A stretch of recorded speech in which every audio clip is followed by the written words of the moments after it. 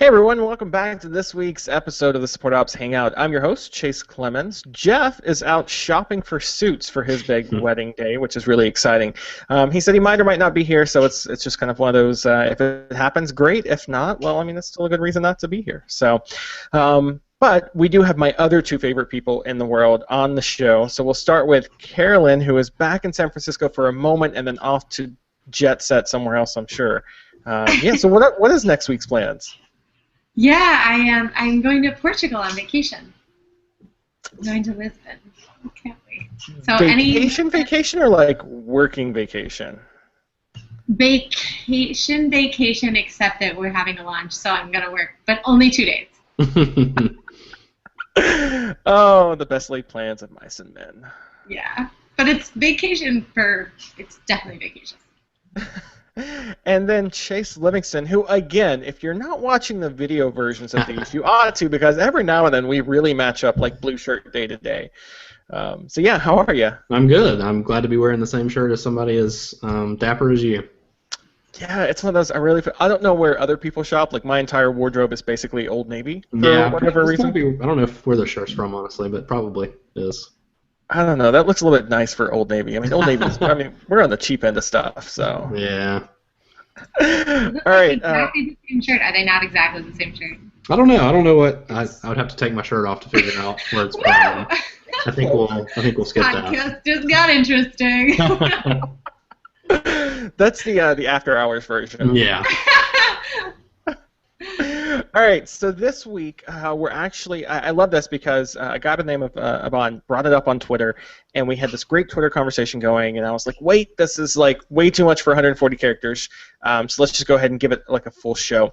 So we're going to be looking at how you kind of approach the setup for your support team. Do you do kind of a collaborative, flat, kind of everybody can answer any question that comes in, or is it more of a tier thing where you have, people that answer general questions, and then you kind of move on to people that have like specialized areas like billing or spam-related stuff, if you're doing email newsletters and that kind of thing. So that's what we're looking at. Let's start with Carolyn on this one, because I think, Carolyn, y'all have a pretty like flat structure, right? Like everybody can answer anything? Yeah, we're boring. That's not boring. That's not boring at all. We're just one group of answer all plans, all everything, billing, safety, everything. So is it just because like the team is smaller, like as Buffer grows, because y'all have been growing by leaps and bounds lately? Do you anticipate like splitting off into different specialized kind of groups? Yeah, I think so. It's perfect timing for this show because we were just talking about this, and we see advantages and disadvantages to a whole bunch of different options. So one thing we're exploring is dividing it up by having different people focus on the different plan levels. Not because we think that the free plan people shouldn't get as good support, but the products we've evolved to the point where the products are somewhat different. And also it's just nice to have like 3 littler piles instead of one huge pile of tickets. So yeah, we're talking about a whole bunch of different options. We have done some product specialization in the past, but again, yeah, you've hit it on the head. We're a little bit small for it, so if we have one person who answers mobile questions and he's not in, then that doesn't really work. So the short answer is yes. I think we will do that, and I think specialization will allow us to just have a little bit more ownership over certain things, but we don't do it at this moment. Yeah, I mean, I think that's a valid thing because, especially as your product starts getting different. Like I try to think for like real world, not that Buffer's not real world, but like physical world kind of similarities. I mean, like when you go into your local bank, right? You've got your tellers over there that handle first line kind of general stuff, and then once you get more complicated, then you start looking for specialized people. I want somebody, like we were doing a bunch of estate planning last week. I want somebody familiar with that area of finance and law and everything else over somebody that's kind of like a general practitioner, like knows a little bit of everything. So yeah, I mean, that's totally valid as you get bigger to kind of look at that. Chase Livingston, I mean, Automatic is huge, or at least compared to all the rest of us on the show. Is Automatic's team split up in specialized areas like that? Yeah, so we kind of split up around products basically. So like for the Jetpack plugin that we do, there's a group of 8 or 9 happiness engineers that we're just focused on that. And then for something bigger like WordPress.com itself, we have one group that focuses on pretty much just email support.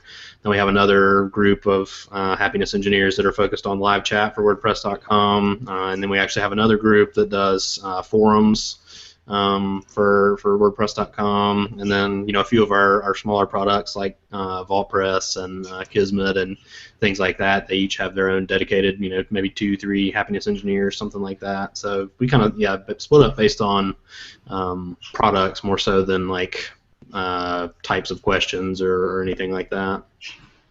Yeah, and so with all these different teams going on, does so if you're on the forum team, for instance, are you on the forum team for like as far into the future as you can see, or is it like, after 6 months you shift out into like maybe the Jetpack team or something? Yeah, it's totally open to rotations, and even if you wanted to do like a month-long rotation with a different team just to maybe get a break or try something new, and then go back to doing forums or whatever, that's totally cool. Or if you just decided that you wanted to rotate to another team permanently. That's definitely something that's encouraged, and just takes a little planning and kind of talking with your various team leads or whatever, just to basically coordinate the switch more than anything else. But happens all the time, and we definitely encourage it. Yeah, and just to kind of give everybody kind of a baseline here, Basecamp, still a relatively small team. There's 12 of us on the support team, and everyone can handle any question thrown at us. That's one of those where we don't really do specialization in different types of questions or anything like that. And since everyone uses the same version of Basecamp, we don't really have product specializations. We haven't found the need for that quite yet. And I think for us, it comes in really handy because you end up in situations where, like Carolyn mentioned, if you've got one person that's doing mobile support and they're out for the day and nobody else can handle those questions, like your customers are just stuck waiting. And we ended up in that same boat over the last couple of weeks. We've got one person who's out on sabbatical this month. We have another person that's out on maternity leave this month. And then just between like regular like days off for doctor's office and days off for whatever you need, sometimes in the last 2 weeks it's got really tight on our crew. So being able for having people that can be there that can answer anything thrown at them has made sure that our reply times still stay down in minutes instead of hours and days, which is really helpful. So Carolyn, back to you, since you're kind of starting to explore the specialization. I think the big reason that people talk about specializing is either because A, your product's getting different, so you need that specialization like you and Livingston pointed out, or B, your team size is just so big it doesn't make sense for everyone to answer everything and that kind of thing. So what do you think? Does the kind of flat approach work best just for small teams focused on one product, and that's just inevitable as you grow, or as your product kind of gets more complicated, it's going to happen? Yeah, I think we've resisted, well, first of all, just because right now we're 7 people, including me. So, yeah, I think we've resisted doing that because we wanted to avoid the scenario you described, where somebody's out or whatever, then we can't answer the question.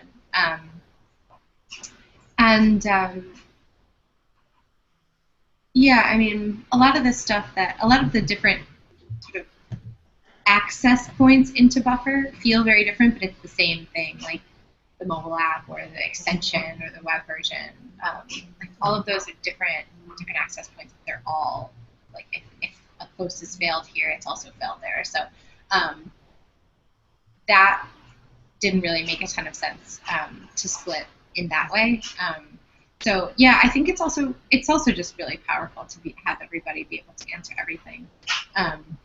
One potential disadvantage of it, which we've kind of identified recently, is that everybody on the support team can answer everything, but we've built up that knowledge over years of a person joining the team and learning all this stuff.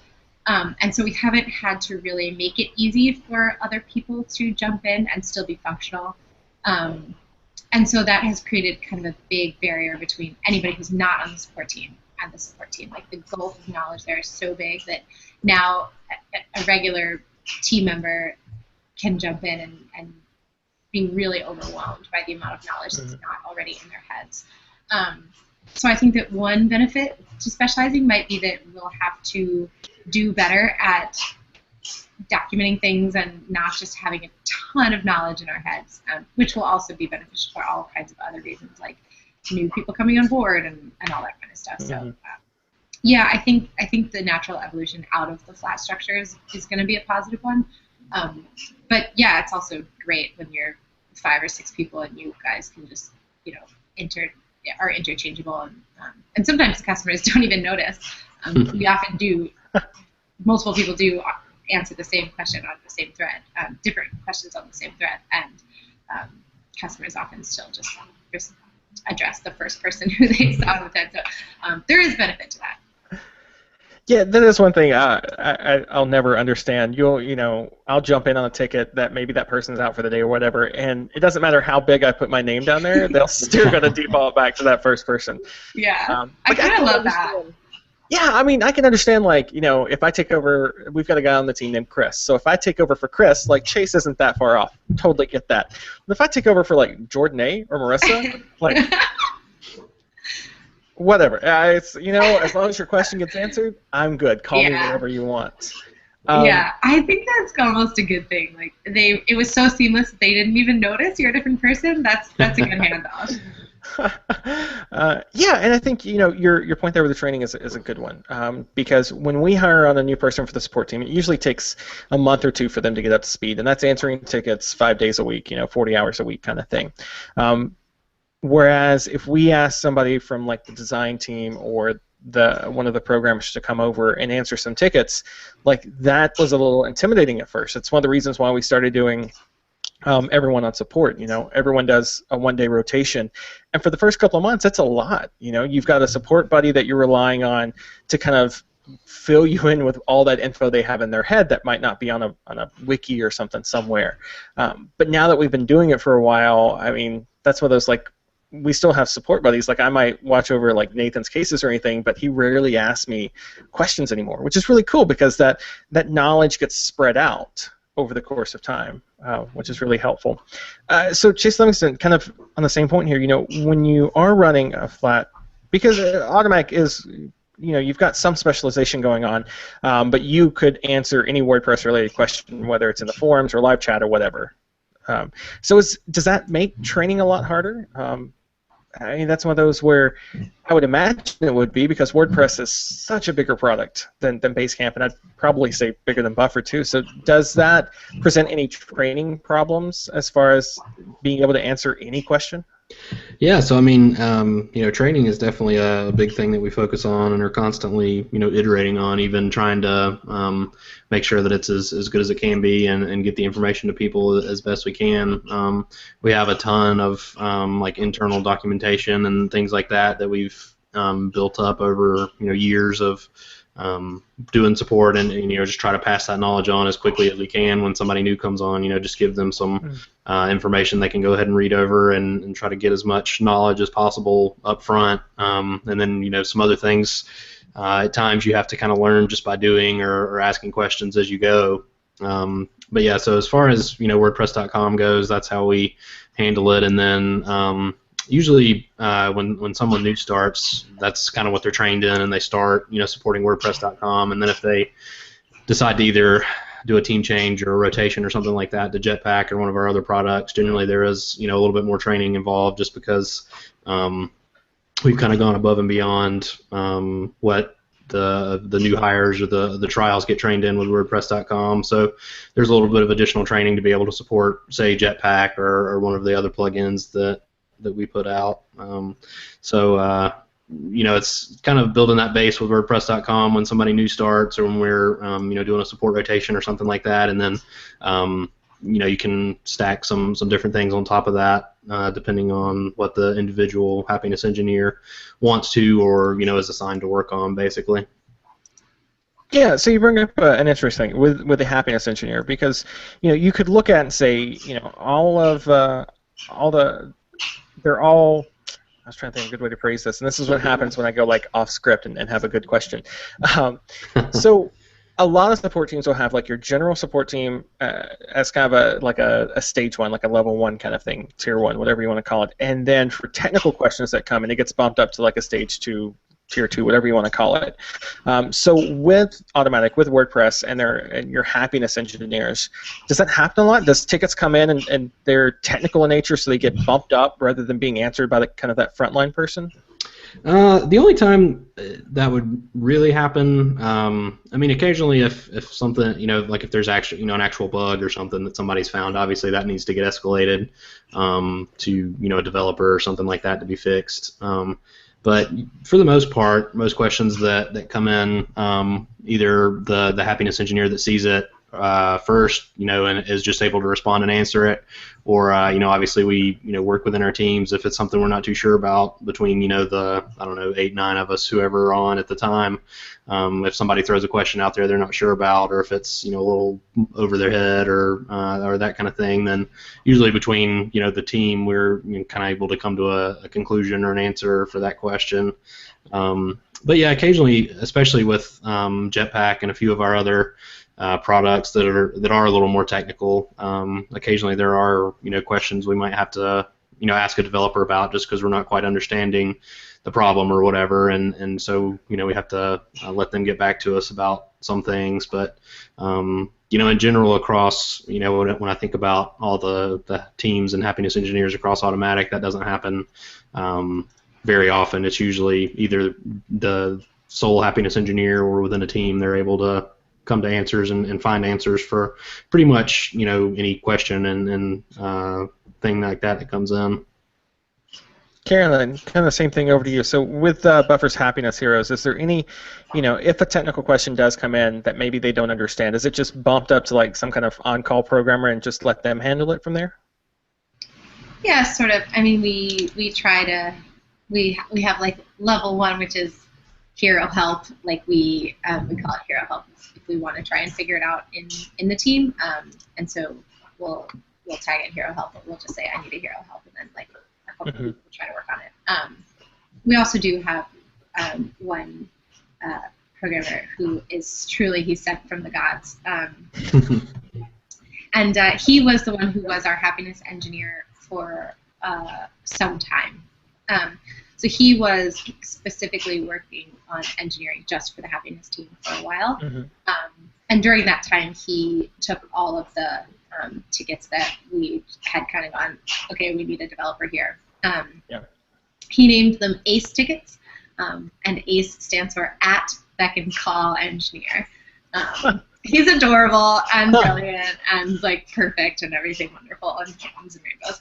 So I love Buffer. Buffer has like alliterations and fun words for like everything. It's the unicorn thing coming out. I know. I didn't come up with any of them. I'm not creative like that. But anyway, so he got stolen back to a product team because they just needed him, and he is just so valuable that they got him for a little while. But we're still hopeful, but he still works with us.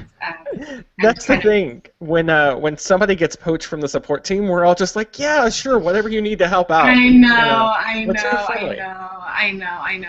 And they did need him, but he still works with us, and so he doesn't do development for us full time anymore, but he still handles the ACE tickets and has sort of like a complicated setup to let him know anytime a ticket comes in. So he checks, but there's also like notifications that go on in HipChat and stuff. So yeah, short answer, we do have one engineer who covers those questions that we have to necessarily, probably like 1 to 3 per day. Yeah, we're kind of a similar setup with Basecamp. So most of the time, out of the hundreds of questions that we get every day, the frontline kind of support people can handle pretty much all of it. But there is one guy who is just like yours. It's sent from the support gods. He's fantastic. Jim is absolutely amazing. He handles probably 10 to 15 tickets a day that are just weird little bugs or quirks or things that are a little bit more technical in nature. I was trying to think about the ones that I sent to him today. There was one person that was exporting all of their data out, and it was like 200 gigabytes worth of data. So when you do an export like that, it's got to be babysat. You got to watch it and see what happens. Or there was one case where we couldn't figure out why a file wasn't uploading to Basecamp right, and then lo and behold, it's a 2 gigabyte PDF file, which was absolutely insane. Or gigabyte. It was 1 or 2 gigabytes. It was the biggest PDF file I've ever seen. So he was trying to figure out why it wasn't accepting.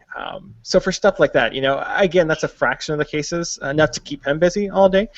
So we do have that kind of tier 2 support, that on-call kind of programmer kind of role, which is really helpful. And just like I said, he's sent from the support gods. When you find people like that, it's fantastic. Absolutely fantastic. All right, yeah, so just to kind of wrap things out, so Carolyn, back to you with Buffer. When you're, say for instance, you're giving advice to somebody that's starting a brand new product, smaller kind of team, would you advise them to just kind of go that flat collaborative route, or should they be thinking about that kind of specialization tier approach from the get-go? That's an interesting question. I love the ones that are like, oh, I don't know, and you get to see it worked out on air. Yeah. It's fantastic. On a lot of levels, I can see the benefit to it both ways. But I also think there's a lot of value in having everybody be able to answer everything. One thing that I experienced at Emma was we had a billing team, we had a support team, and we had an agency relations team.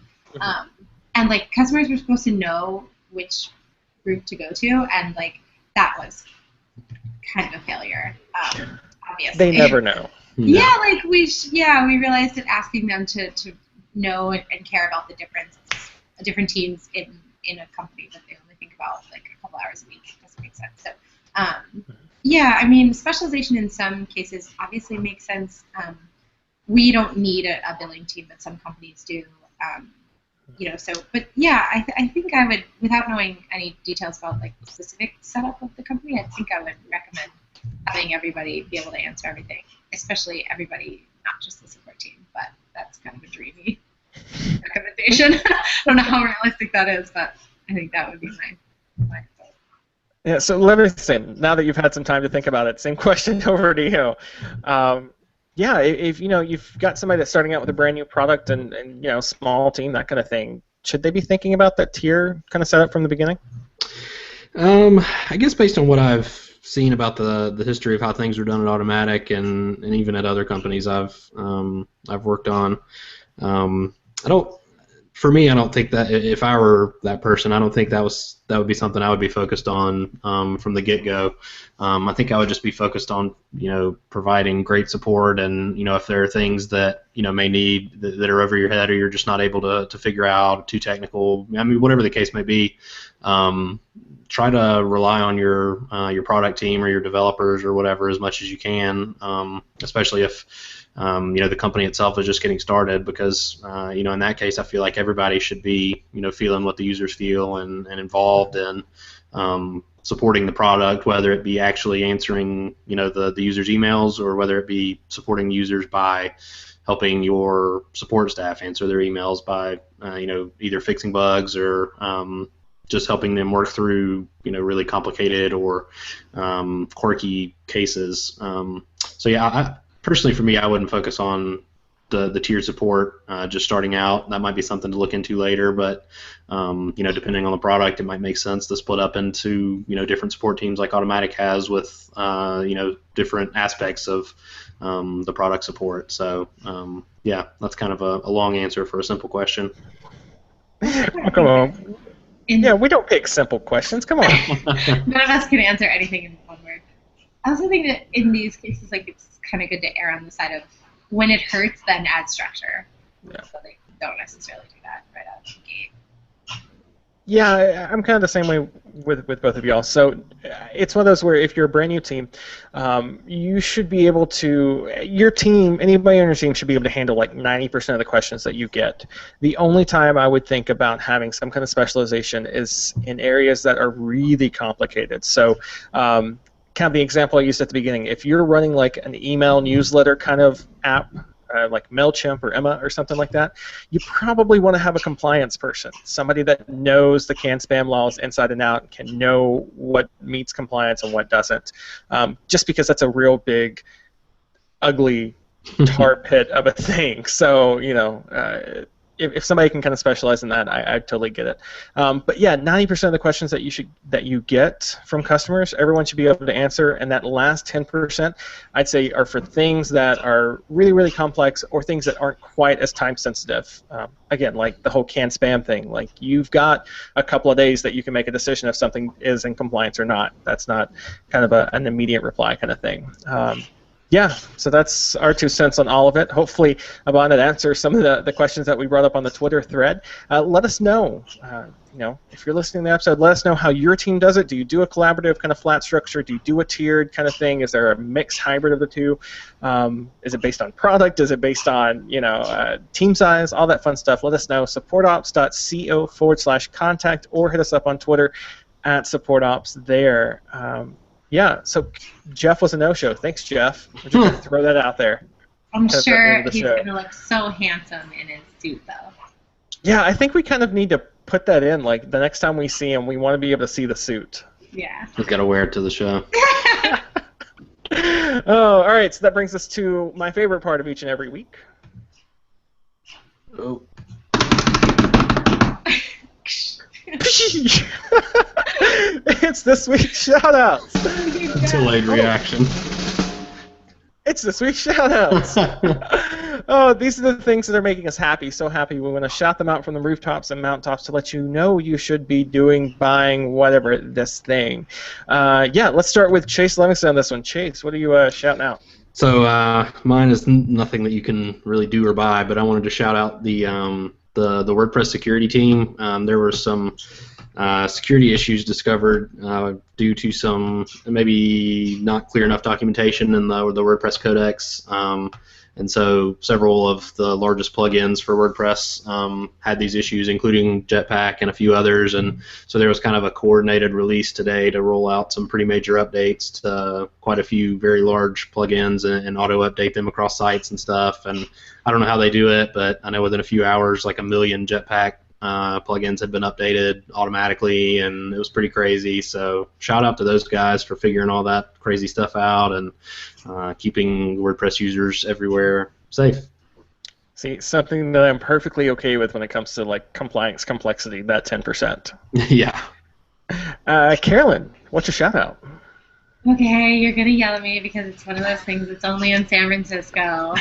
But I have to shout it out because it was such an amazing experience. I used GetAround for the first time, which is an app that allows people to just like put their cars up to be borrowed, and then anybody can borrow it as long as you have like a valid license and a credit card.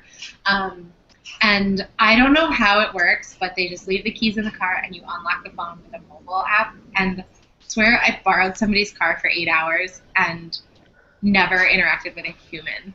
And it was the most mind-blowing thing to borrow a stranger's car and not have to like arrange to meeting, and like the girl whose car we borrowed, like she didn't have to be inconvenienced. She just like, oh, my car was going to be sitting there all day anyway. Now I have $80 in my pocket. Like, so cool. So cool. I don't know if that's cool or terrifying, but yeah, we'll go with cool for now. Yeah, it's a little bit of both. Yeah, I mean, I think they trick it out so that it has like a GPS, blah blah blah. So if I try and steal it, they can find me. But yeah, the future is now. I don't know. If it's not a flying car, then yeah, that's true. That's true. I still had to drive the car. It didn't drive itself after all. So you need to find the person there in San Francisco that has like the Google car, like the Google self-driving car. That's the one you want to borrow. Yes. All right, my shout out this week is fantastic because it come across my Twitter feed in a couple of different spots, and the first thing I did was went and looked for Jeff in it. It is the Wistia team intro video, and if you haven't seen this, this is everything that is right when it comes to video making. It is absolutely fantastic. You get to see Jeff, and he does this great comedy like 1980s, 70s kind of sneeze into the video, and it's fantastic in so many ways. So make sure to check it out. We'll have that link along with all the other links that we talked about for shoutouts and show notes and all that fun stuff up at supportops.co shortly. So yeah, that's it. We'll be back next week, same bat time, same bat channel, and until we see you then, Have an awesome week.